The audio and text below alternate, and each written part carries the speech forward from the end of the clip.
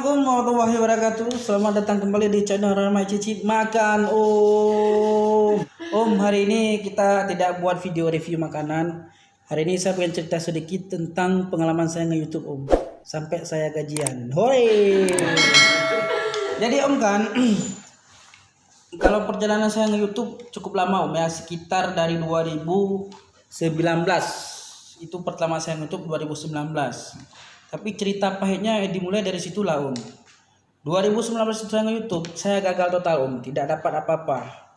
Jam tayang tidak dapat, subscriber tidak dapat, apalagi gajian per bulan kan Om kan. Jadi kenapa saya tidak dapat di tahun 2019 itu? Karena saya hari itu Om belum tahu bagaimana cara main di YouTube ini.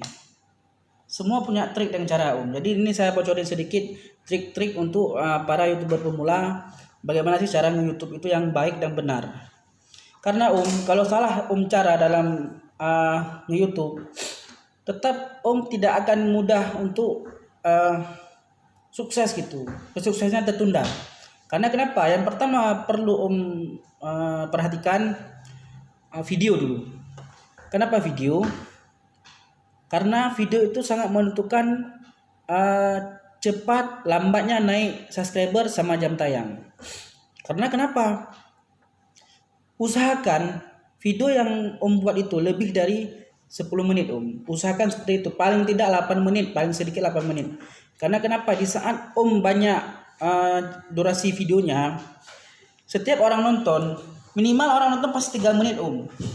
Sekarang kan perhitungan YouTube kita di jam tayangnya kan mainnya menit, bukan kayak dulu kan menit. Jadi hitung aja Om, misalnya hari ini ada yang nonton video Om 10 orang, satu orang 2 menit 3 menit, nah sampai 60 menit baru dihitung 1 jam.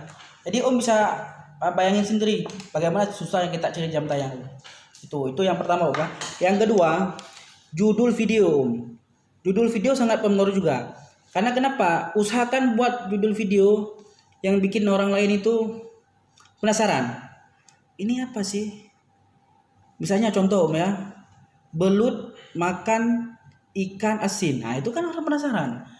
Gimana nih belut makan ikan asin? Kan orang penasaran nih Om sama judul-judul seperti ini. Jadi Om usahakan judul-judulnya itu yang aneh-aneh gitu. Tapi sesuaikan dengan isi video. Kalau tidak nanti Om bisa dimaki sama yang subscribernya. Itulah kunci Om ya. Yang ketiga Om, ini mungkin hal-hal yang penting aja dulu Om saya kasih tahu ya. Yang ketiga, nama channel Om. Jadi nama channel itu sebelum kita buat, usahakan dipikir-pikir matang-matang Om ya. Jangan bolak-balik. Misalnya dalam 3 bulan terakhir, misalnya nama channelnya aku sakit gigi, misal kan. Yang 3 bulan berikutnya berubah lagi, hobi dalam bermasak, misal. Jangan seperti itu Om. Pikirkan satu judul yang mana judul itu akan Om pakai dari pertama sampai Om sukses di YouTube. Itu yang perlu Om garis bawahi. Karena kenapa? Setiap orang yang menyukai video kita, dia akan ngomong ke orang lain. Kamu di mana sih lihat tutorial tentang ini? Oh, saya di channel ini. Jadi di saat dia cari, kita akan dapat video kita. Tapi kalau kita udah sering ngubah-ubah judul nama channel kita, waktu dia search di YouTube nggak dapat. Itu pengaruh Om. Itu perlu Om garis bawahi. Habis itu yang selanjutnya Om, usahakan dalam nge-YouTube Om itu harus perhatikan arah kemana sih video Om ini. Itu maksudnya kayak gini Om, angkat satu masalah yang Om kira-kira misalnya Om hobi tentang itu. Contoh misalnya Om hobi makan, ya usahakan video yang Om buat tuh ya tentang makan aja gitu. Contohnya kayak saya kan, kulineran kemana-mana. Jadi kita bebas. Jadi bahan kita di mana-mana aja bebas ada gitu. Tinggal kita aja mau buat video nggak gitu. Cuma kalau Om fokus sama satu hal itu tidak Om suka, maka itu akan susah Om untuk Om buat video. Karena kenapa? Om tidak hobi sama hal yang itu. Jadi akan susah. Jadi usahakan bahan yang Om ambil untuk video YouTube itu ya hobi Om aja gitu. Banyak juga kawan-kawan saya yang tanya, Bang bagaimana sih kita buat YouTube? Saya bingung nih, saya cuma seorang, misal saya jualan kelontong Bang, bagaimana sih Bang? Apa kira-kira bisa saya buat tentang YouTube. Sedangkan saya waktu untuk di luar nggak ada gitu. Nah kalau memang itu langsung aja tentang pembukuan, tentang bagaimana secara berdagang, bagaimana cara menarik konsumen, ya tentang jualan-jualan lah pokoknya, tentang ya mudah-mudah bahan-bahan yang mudah didapat lah sambil kita kerja, sambil kita mendapatkan video itu Om. Tapi ya itulah Om ya pengalamannya. Jadi kita balik lagi ke 2019. Jadi saya 2019 Om gagal total karena video yang saya pakai itu, saya banyak video di dunia sosial, saya download, habis itu saya edit sedikit, ada 1 menit 2 menit, saya upload ke YouTube. Nah jam tayangnya mendarat, nggak naik-naik dia, sedangkan yang nonton banyak sampai ribuan. Kenapa jam tayang nggak naik? Sehingga Om saya dalam setahun itu gagal total Om. 2020 bulan 2 saya mulai lagi merintis. Saya coba tanya info, cari info di Facebook. Habis itu pokoknya di dunia sosial Om, saya coba cari info bagaimana cara nge-YouTube tuh yang baik dan benar. Terakhir saya jumpa kawan-kawan di grup Facebook, ditarik saya ke grup WA, habis itu diajarin sama orang itu, pelan-pelan diajarin bagaimana sih yang pertama ngebuat video tuh kayak mana. Ya seperti saya jelaskan tadi sama Om, minimal video itu Bang 10 menit, paling tidak 8 menit.